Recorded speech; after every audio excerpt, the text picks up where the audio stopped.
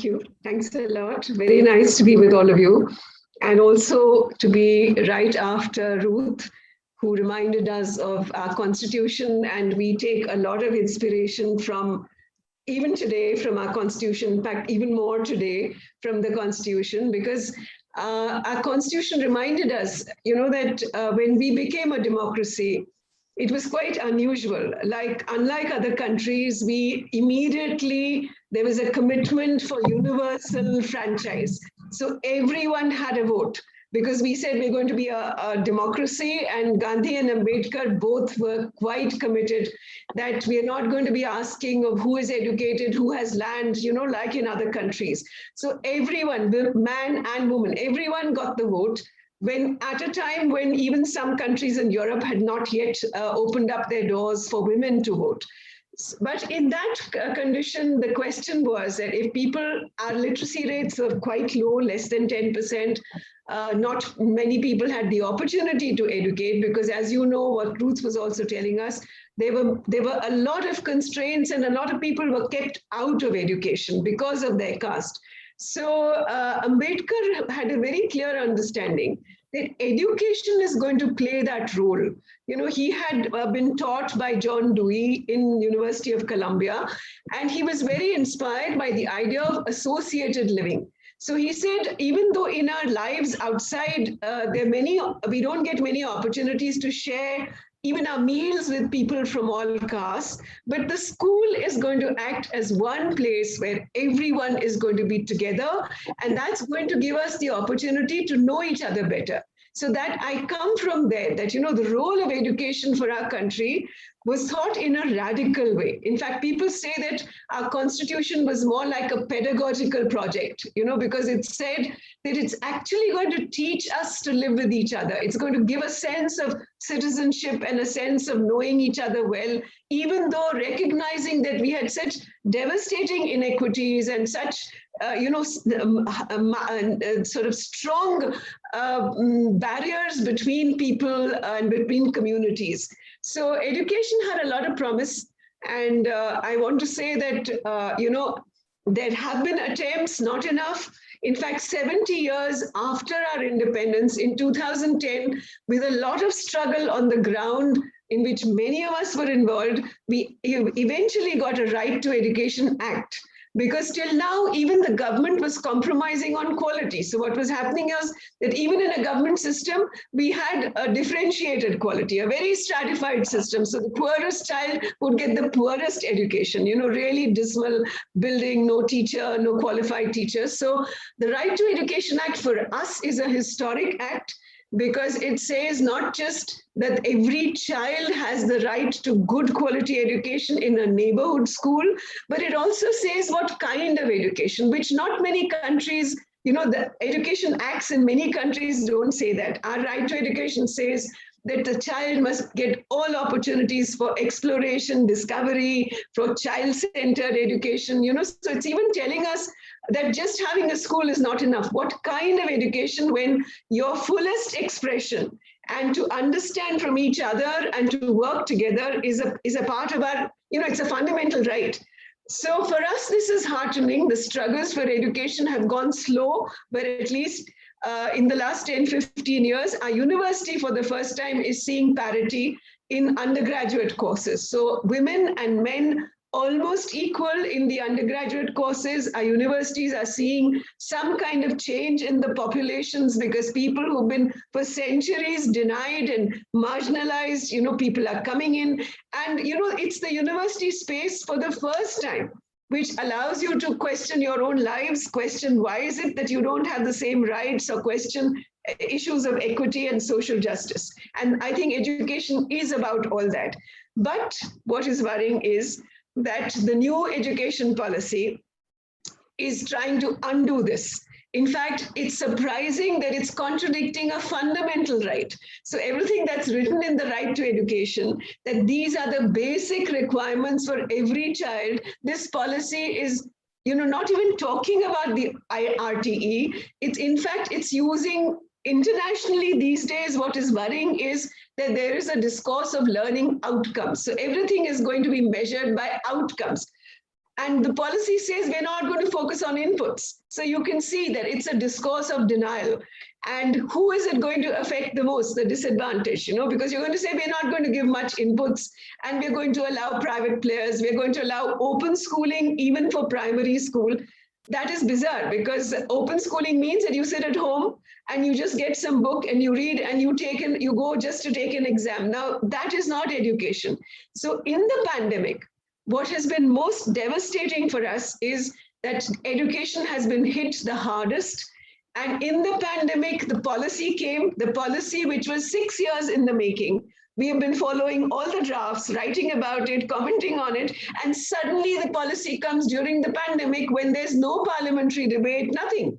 So, and the whole policy does not talk about Dalit, does not talk about religion, doesn't use the word caste. So we see where the policy is going. It also clearly says that we're not bothered about inputs, and we'll have all kinds of multiple methods of, these alternate pathways of learning. So whenever we hear the word alternate, we know that it's a kind of compromise which is coming, because then you're not even looking at the Right to Education Act and you're telling anyone, you can come and start a one teacher school, doesn't matter, you can start, you needn't have affiliations with the central board, you can have affiliation with the open school, because there it doesn't have these requirements. So a lot of the low-cost private schools today is a big industry, and also schools which might be associated with religious organizations, which are not really, don't have the qualifications in teachers, don't have the requirements. They are also now taking the route of affiliating to the open school, the national open school, because it allows you this, bypass. So you don't have to follow the basic requirements. That is a big worry for us, because that's also where the most poorest and disadvantaged will be going. And so no quality inputs for them. And also now our governments have now said that any course in the university can have 40% online component. That again is a worry, because for us, online is not education, especially at the school level. I mean, just staring at a screen, we can do this very good connection in this webinar. We are sitting in different parts of the country. But in education, the crucial part, as I said, is working together, learning together, mixed abilities, questioning together, doubting together. That's when children learn. Children don't learn from a one-way transmission. If the teacher is only talking at the blackboard, that's not learning. So the online, we have been doing surveys in states, because millions of children who are being called offline children, because they had no connectivity, they had no devices. The schools have been closed for 20 months, completely closed. Some of the schools in Jharkhand, in Madhya Pradesh, where we have, in Tamil Nadu, where our organizations have actually done surveys, have found that the school is in a terrible condition because it was locked. No one even bothered to keep maintenance going. So what's going to happen to them? It's almost going to be like we're going to be regressed 10 years, from the time that we managed to get a lot of enrollments, even though our quality is not good, even though our quality is stratified. And today what is worrying us is that today there is already being made a hierarchy. There are many hierarchies in our country, but today the education system is making a new hierarchy, which is skills versus knowledge. So there's some people who get knowledge and other people who don't, who are said that, they have less learning outcomes, which is not the responsibility of the child. Every child has the capacity to learn. It's the responsibility of the learning environment. So it says that we're going to test them very young, and if they're not getting good learning outcomes, we'll put them into skill courses, into vocational-based courses. Now, we must remember that in Gandhi's philosophy in Nai Talim, work and education were integrated. So everyone was expected to work, but vocation is different. And vocation even today is tied to caste. So we don't want young people to be thinking about vocation early. Everyone should get good quality education, and everyone should do work right from day one. Integrate it, whatever you're doing. Grow food, do agriculture, learn about botany through growing food, cooking food together, all that happening in a school.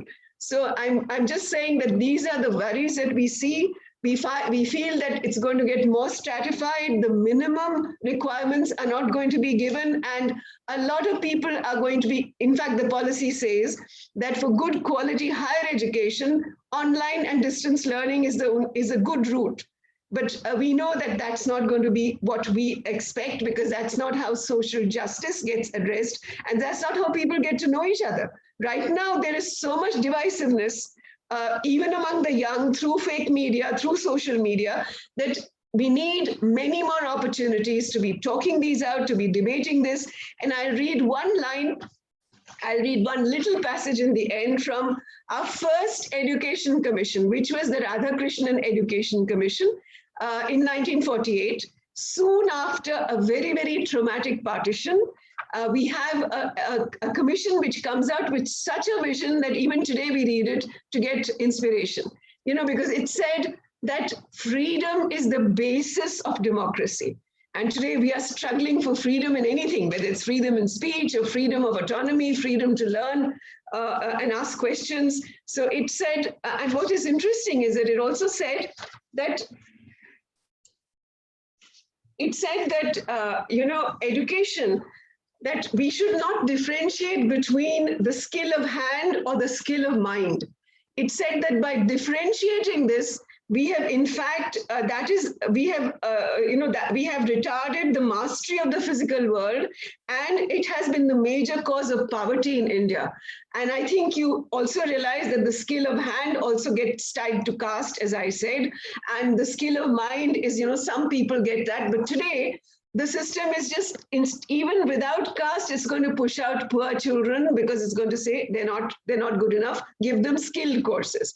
So it's saying that in a democratic society, the opportunity of learning must not be only for the elite, but to all those who have to carry the privilege and responsibility of citizenship. So it's tying democracy, citizenship, and education.